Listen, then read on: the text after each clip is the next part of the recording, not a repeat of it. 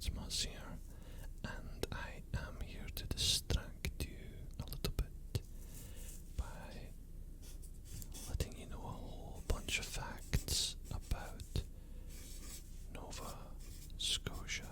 Now, I'll let you decide if these facts are useful or useless. Okay. So let's just get straight into it. So, as you may or may not know, Nova Scotia is a Canadian province on the east coast of Canada. Okay, this is going to be messy, but I don't care. Okay, not the west. That's the west. We're on the east. Okay, in what's often called Atlantic Canada. So there's a good start. No point of Nova Scotia is more than 60 kilometres from the sea, or 37 miles if you prefer the old money. No point is further than that from the sea. Okay.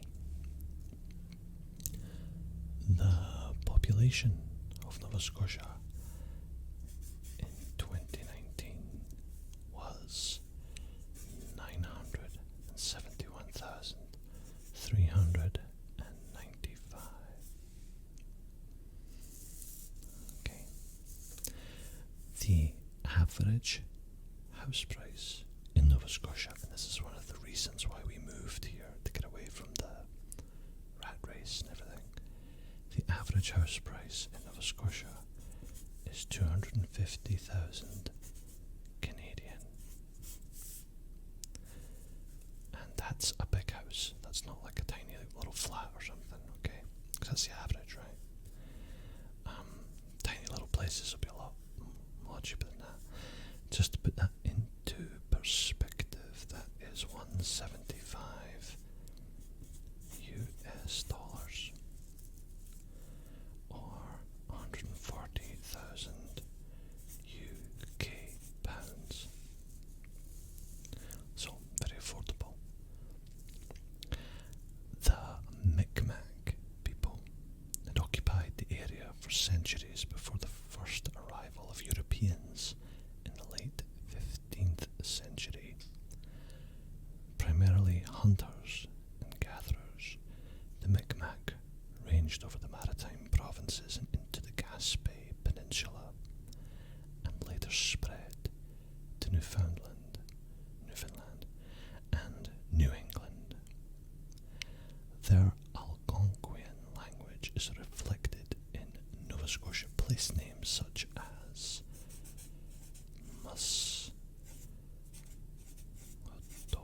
Muscotobit. How do I spell that? Muscotobit.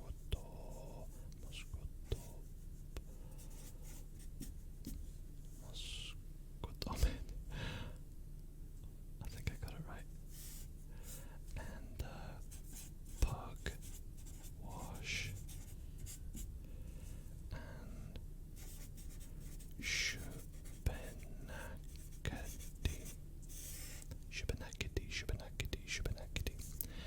French colonists established the first permanent European settlement in 1605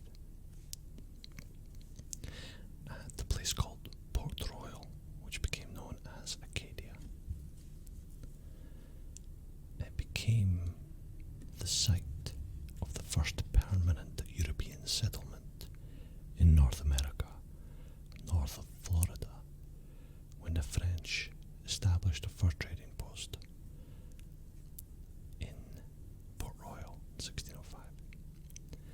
Then the British came along and obtained control of the region between 1710 and 1758, establishing Halifax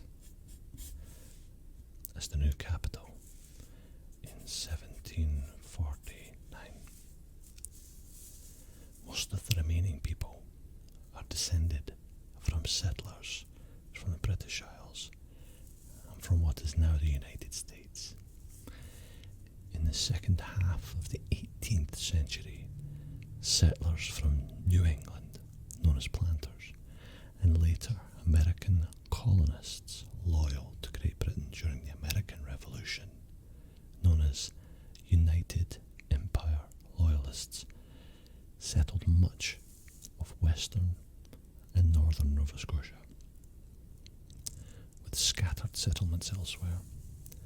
Settlers from England and Scotland populated northern and eastern Nova Scotia.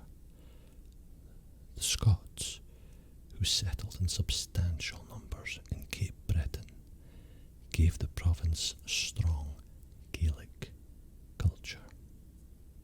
So Nova Scotia was actually one of the four founding provinces of Canada itself.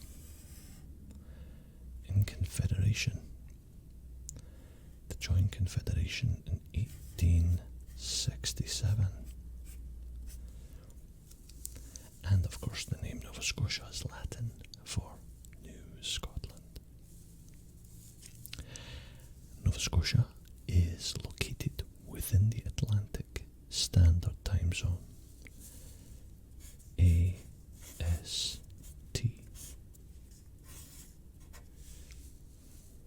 4 hours behind GMT.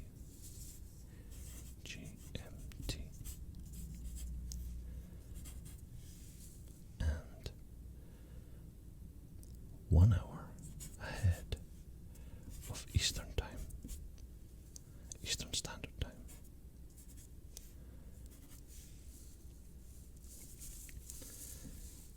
Nearly 9/10 of Nova Scotia's landmass is unsuitable for agriculture. Most of the southern peninsula rests upon acidic granite, and a large part of Cape Breton Island is mountainous, forested terrain of acidic and metamorphic rock.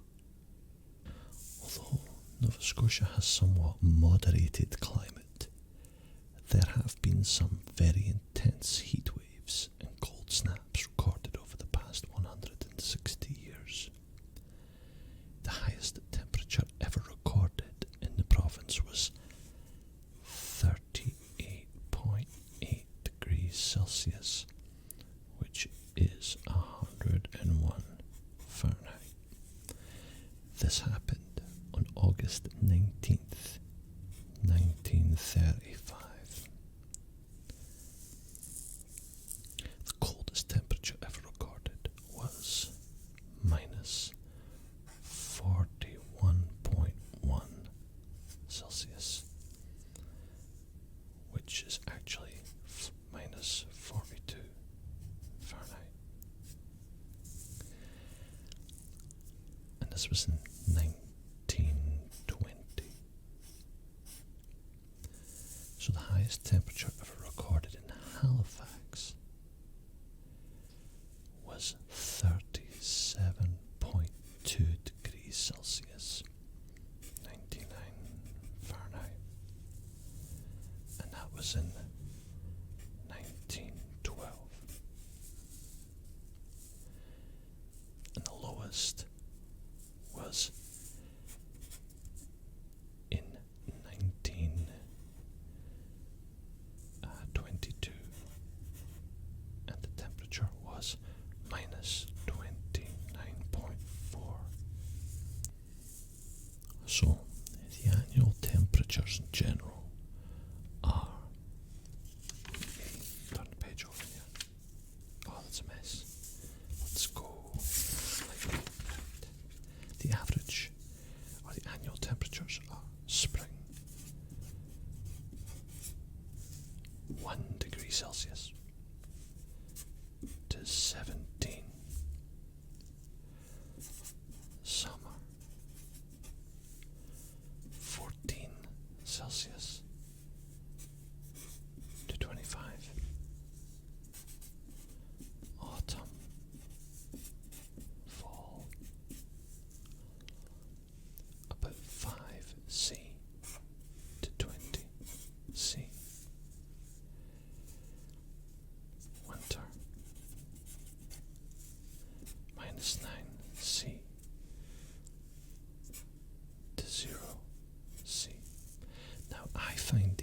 unofficial averages, whatever you want to call them, to be quite misleading. In my experience, Nova Scotia, so I'm going to write it like this. There's January, and there's December.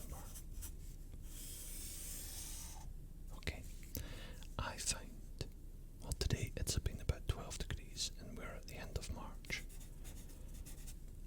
So I find that summer in Nova Scotia really starts to kick off near the end of May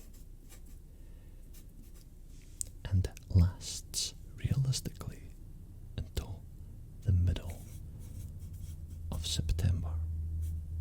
Now, a lot of people will disagree with me on that, I'm sure, but the way I see it, if it's over 20 degrees Celsius, it's summer. That's my criteria. And it will regularly be over 20 degrees Celsius here. Now, in July and August, it is way more than that. With our area that we live in regularly going above 30. In fact, the hottest I've ever seen it on my thermometer, which I have outside, was 42, which has happened a couple of times each year, but these are all unofficial, right? So when I look at that, I think that is insanely low. I know, and I take photographs of it. In my car, at the end of May, I've seen it hit 31 and 32, and then it goes back down again, and up again, and then it kind of levels off, and then it kind of goes down again. So this is my idea of summer right here. Now I call this part mud season, because we don't really get a spring that I would call it. And then this is fall or autumn, and then we're talking winter. That's kind of how I see it. So June, July, June, July, August and September. That's 1, 2, 3, maybe 4, or maybe 3.5 months of summer. No complaints. Now, another thing that you might find surprising is, where can I squeeze this in? Let me see. Actually, let me get a new piece of paper, because there does seem to be a bit of a perception that Canada, and even Nova Scotia specifically, is quite far north. Now I'm going to draw a really bad outline of Nova Scotia here. Okay, that's supposed to be Cape Breton, that's mainland Nova Scotia. That's where it's joined, that'll be Prince Edward Island, and this is like New Brunswick.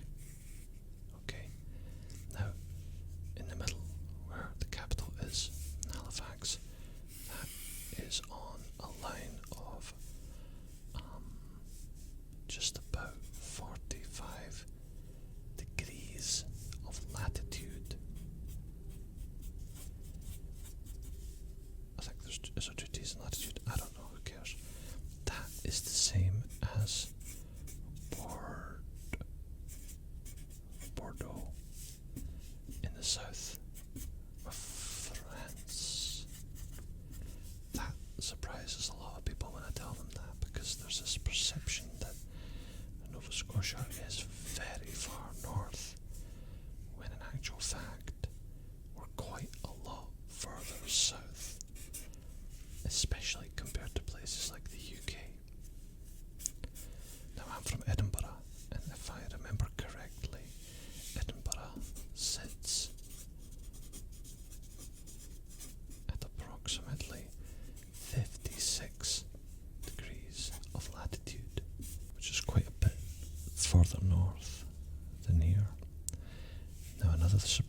thing is in relation to the United States. There are actually a whole bunch of US states which are at the same latitude or above. The obvious one being, first one being Maine. So let's go through these. Alright. Maine, Vermont, New Hampshire, New York State, that is, obviously, Michigan, Wisconsin, Minnesota. Now, the interesting thing about Minnesota is the bottom of Minnesota is at 43.5 degrees latitude, which is the exact same as Nova Scotia. Now, other US states include South Dakota, North Dakota. Actually, all of North Dakota is further north than Nova Scotia. So is Montana, Idaho, Oregon, and finally Washington State, which is also further north than Nova Scotia. So that's my little fascinating facts of Nova Scotia video for you